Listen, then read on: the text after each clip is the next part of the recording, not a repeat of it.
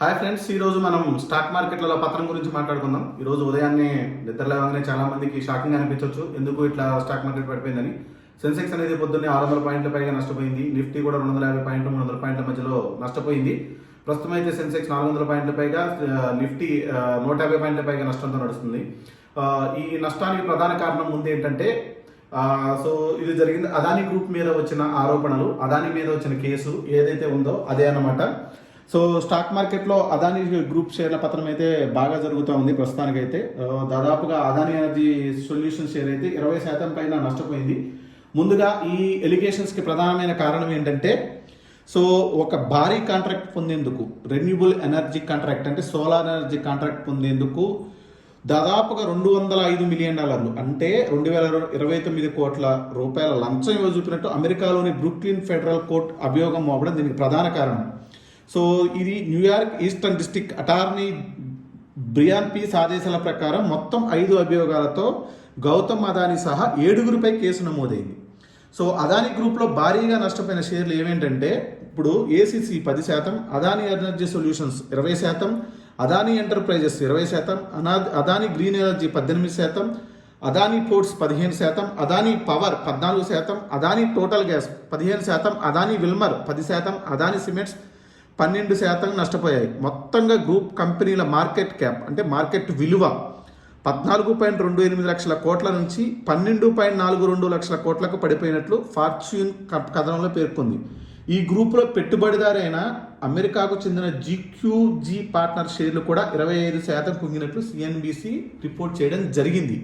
So ఇప్పుడు మీకు అర్థం కాలేదు కదా, ఎందుకు ఇండియాలో జరిగితే యుఎస్ ఎందుకు కేసు పెట్టింది అనేది ఇప్పుడు మీకు అనుమానం రావచ్చు. ఎందుకు అంటే అమెరికా చెందిన కంపెనీలు, మదుపర్లు, ఇన్వెస్టర్స్ కూడా ఇన్వాల్వ్ అయి ఉన్నారు కాబట్టి అమెరికాలో కేసు ఫైల్ అనడం జరిగింది.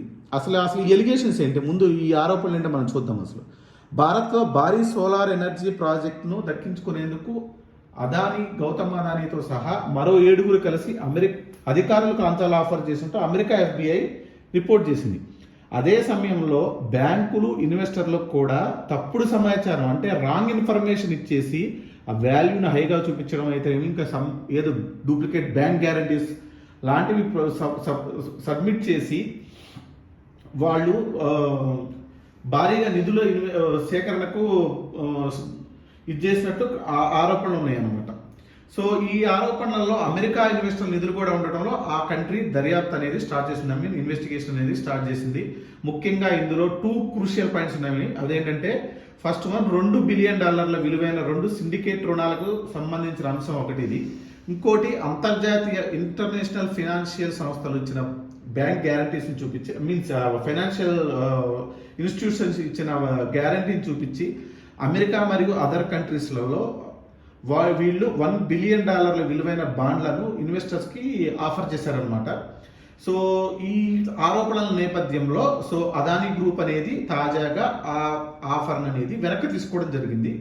ఈరోజు తాజాగా అదానీ గ్రూప్ అనేది అమెరికా డాలర్ డిమాండ్ బాండ్ ఆఫరింగ్లో ఫర్దర్గా కంటిన్యూ అవ్వకూడదని డిసైడ్ అయింది. ఈ విషయాన్ని ఈరోజు స్టాక్ మార్కెట్లో ఫైలింగ్లో పేర్కొనడం జరిగింది. సో అమెరికా జస్టిస్ డిపార్ట్మెంట్, ఎన్ఎస్సీలు గౌతమ్ అదానీ, సాగర్ అదానీ సహా మా బోర్డు సభ్యులపై నేరాభియోగాలు మోపాయనేసి సో వీళ్ళు ఫైలింగ్లో పేర్కొనడం జరిగింది. దీంతో వాళ్ళ డాలర్ డిమానేషన్ బాండింగ్లో ముందుకు వెళ్ళకూడదని డిసైడ్ అయ్యారనమాట. దీని వాల్యూ ఆల్మోస్ట్ $600 మిలియన్.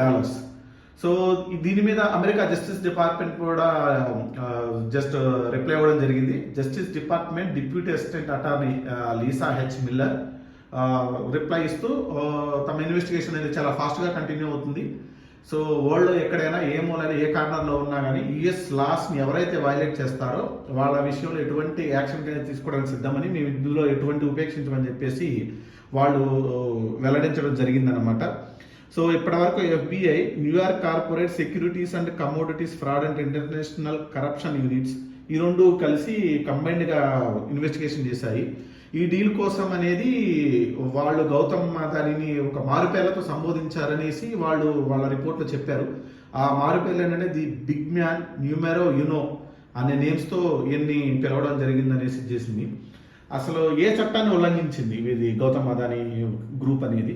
ఈ వ్యవహారంలో America foreign corrupt practices act FCAP ఈ ఉల్లంఘన జరిగినట్టు అక్కడ ఏజెన్సీస్ రిపోర్ట్ చేస్తున్నాయి.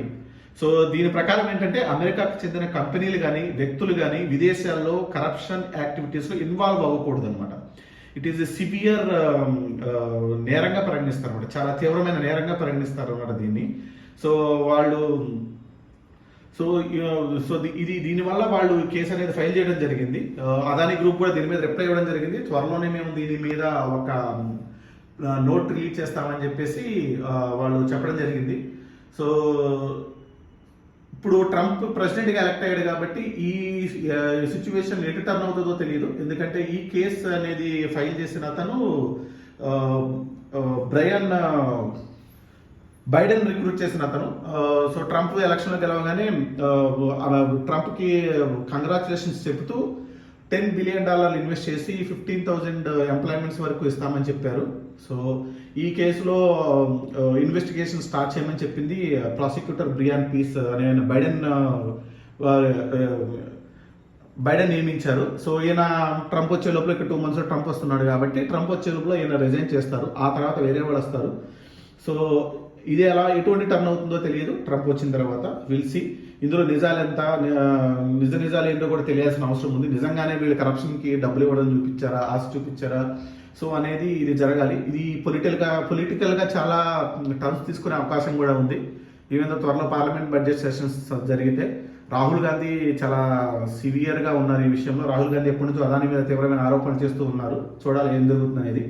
అండ్ ఇంకో విషయం ఏంటంటే ఇది కన్నా నేరంగా రుజువు అయితే మాత్రం అమెరికా చట్టాల ప్రకారం అక్కడ శిక్షలు పడే అవకాశం ఉంది. అండ్ ఇంకో విషయం ఏంటంటే ఆ భారత్ అమెరికా మధ్య నేరస్తుల అప్పగిత ఒప్పందం కూడా ఉంది. So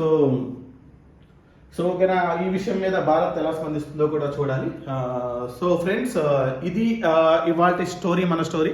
so please subscribe my channel. మీకు గన ఈ వీడియో నచ్చినట్టయితే లైక్ చేయండి, షేర్ చేయండి.